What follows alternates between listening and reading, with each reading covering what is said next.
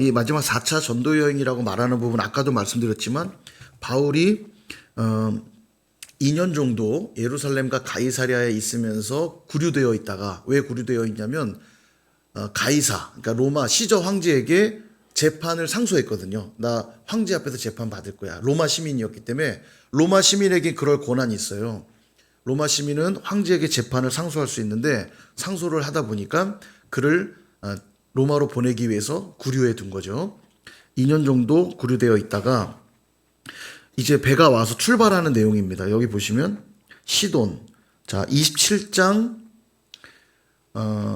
2절에 보시면 아시아 해변 각처로 가려 하는 아드라무떼노 배. 아드라무떼노 배라는 곳에 타게 돼요. 승선합니다. 이때 뭐 사람들도 탔지만 죄수들도 태운 거죠. 자, 그리고 3절에 보면 이튿날 시돈에 되니 자, 시돈에서 출발하는 거예요.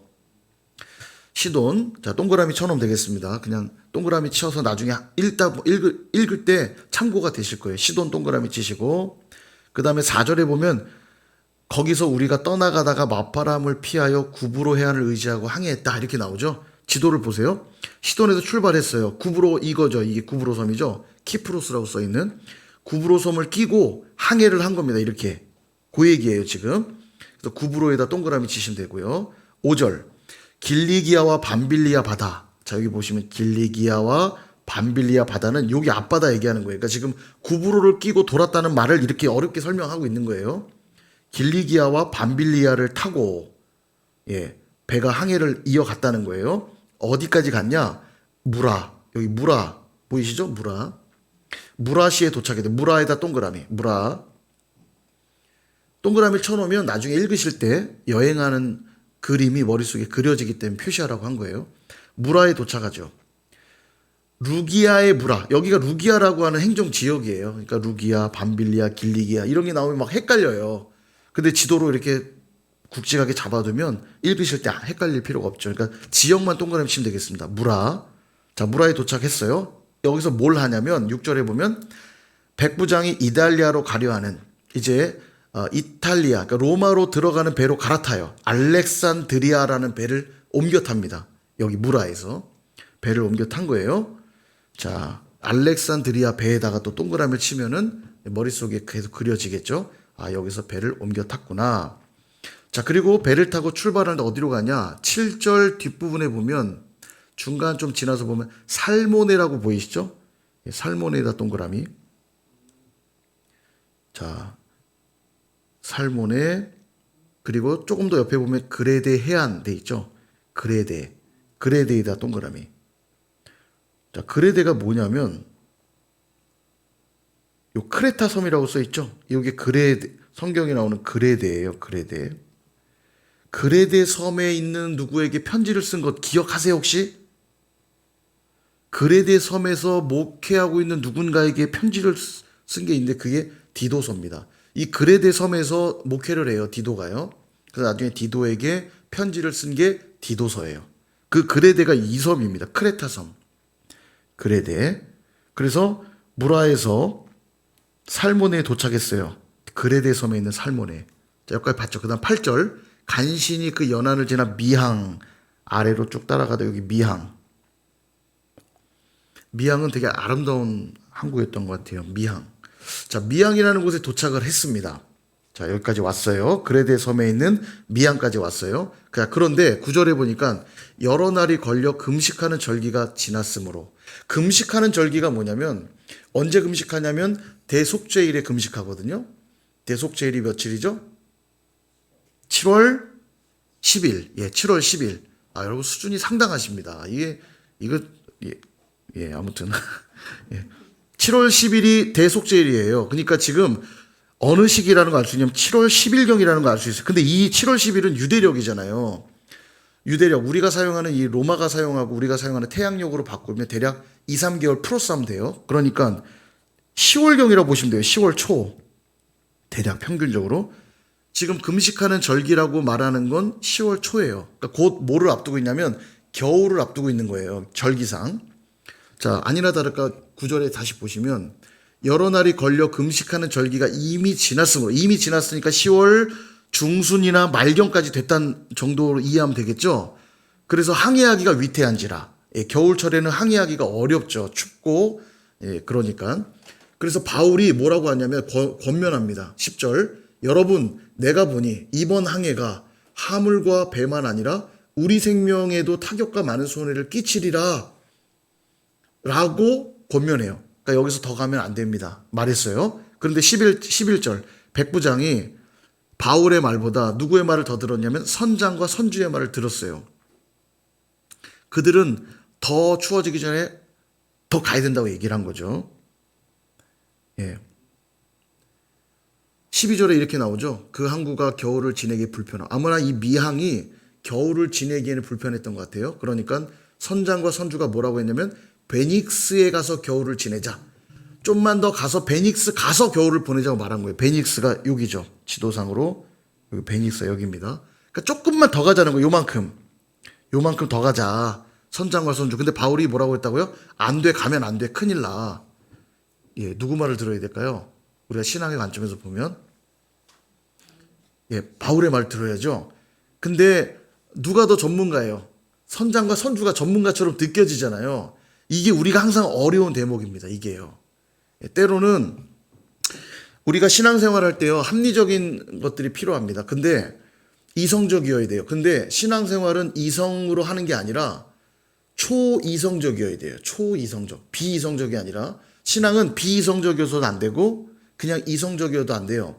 신앙생활은 늘 초이성적. 그러니까 이성을 바탕으로 하지만 때로는 우리 이성을 뛰어넘는 영역이 있다는 걸 인정해야 돼요. 비이성은 위험합니다, 여러분. 뭐 가면 그런 거 있잖아요. 기도원 가면 막 패는데 귀신 내쫓는다 패는 거. 이거 비이성적이죠.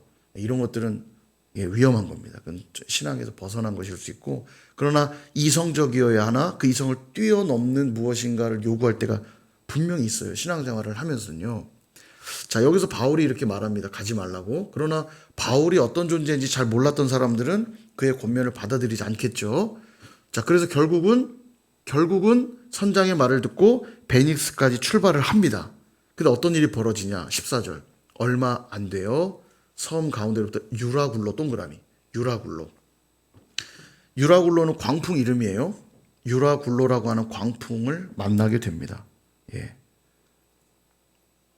자, 광풍을 만나서 여기서 엄청난 역사가 벌어집니다. 막 어디로 어떻게 되는지를 알 수가 없어요. 하늘이 보이지도 않고 별도 보이지도 않고 난리가 나가지고 배가 잠기게 생겼으니까 막 배에 있는 것들을 다 갖다 버려요. 막 다 갖다 버립니다. 근데 이때 하나님 바울을 통해서 말씀 주시길 22절 내가 너희를 권하노니 이제는 안심하라. 너희 중 아무도 생명에는 아무런 손상이 없겠고 오직 배뿐이리라. 배는 망가져도 한 명도 목숨을 잃지 않을 거라는 거예요. 왜냐? 하나님 말씀해 주셨어요. 24절 바울아 두려워하지 말라. 네가 가이사, 이 가이사가 시저를 말하는 겁니다. 로마 황제 가이사 앞에 서야 하겠고 또 하나님께서 너와 함께 항해하는 자를 다 내게 주셨다 하였으니 하나님 이 말씀 주셨기 때문에 담대하게 말하는 거죠. 너희 중에 한 명도 손상이 없을 것이다. 예, 그렇게 선포하고 있습니다. 그리고 27절에 보면 열 나흘째 되는 날 대략 보름 정도의 시간을 유라굴로 광풍 때문에 막 바다에서 방랑한 거예요.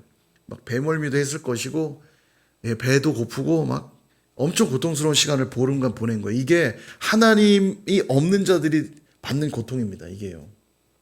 여하튼 그렇게 됐는데 총 여기 몇 명이라고까지 소개하냐면 37절에 보면 배에 있는 우리의 수는 전부 276명이더라.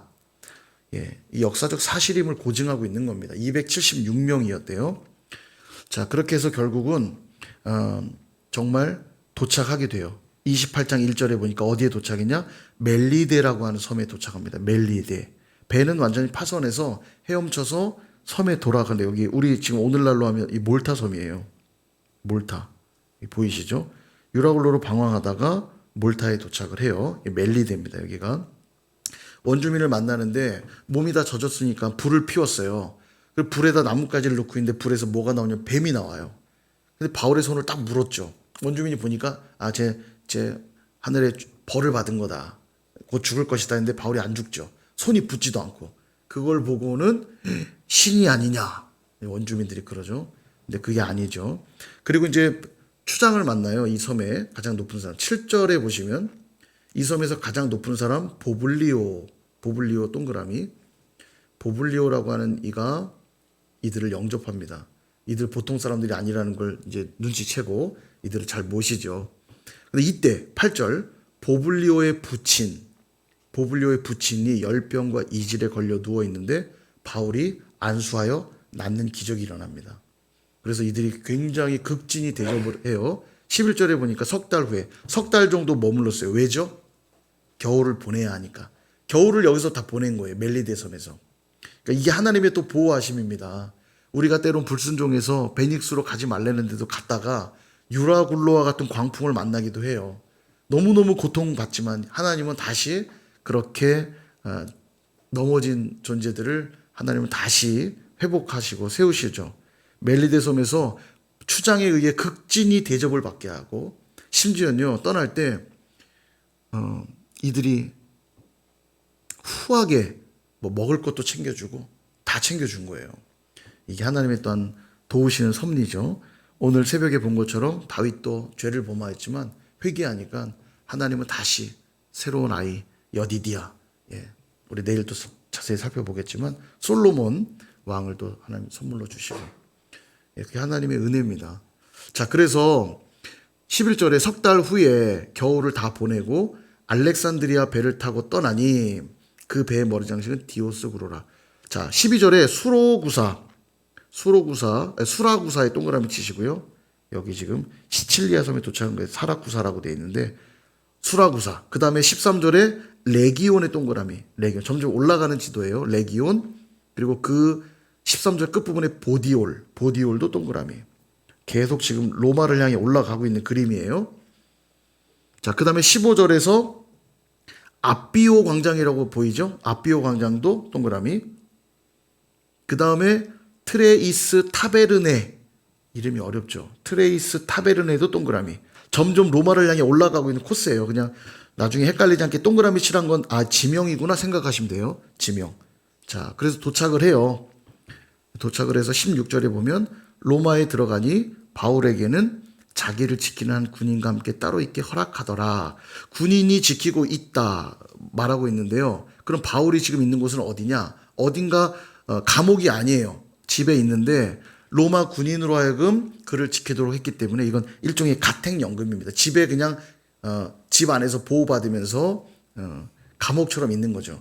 가택연금 상태예요. 그래서 사람들도 만날 수 있었어요. 그냥 가택연금 상태라 본인은 나가지 못하더라도 사람들을 초대해서 만날 수 있었죠. 그래서 17절에 보면 로마에 있었던 유대인들 중 높은 사람들을 청해서 그들하고 역시 바울은 어디 가나 복음 전하는 거예요. 복음을 전하지만 그들이 듣지는 않습니다. 반대예요.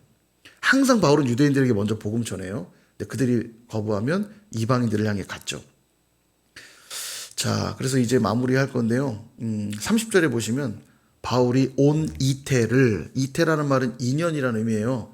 그러니까 여기 지금 가택연금된 상태로 2년간 새 집에 머물렀대요.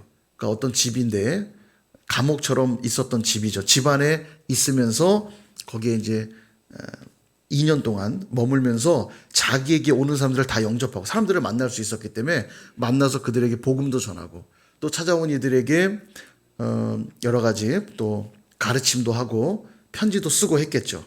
그리고 31절에 마무리합니다. 우리 같이 한번 31절 읽어볼게요. 시작.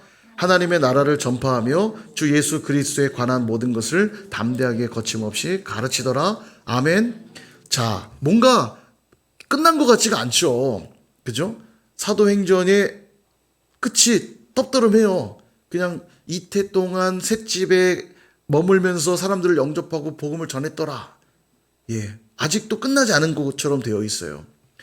지금도 그래서 사도행전의 역사는 계속되고 있는 줄 믿습니다. 하나님이 열린 결말을 두신 것 같아요. 그래서 온누리교회가 액츠 29, 사도행전 29장이라고 하는 이름으로 하기도 한 거죠. 지금 우리도 그 역사를 계속 성령의 역사가 쓰여져 가는 시간들을 보내고 있다고 믿으시면 될 것 같아요.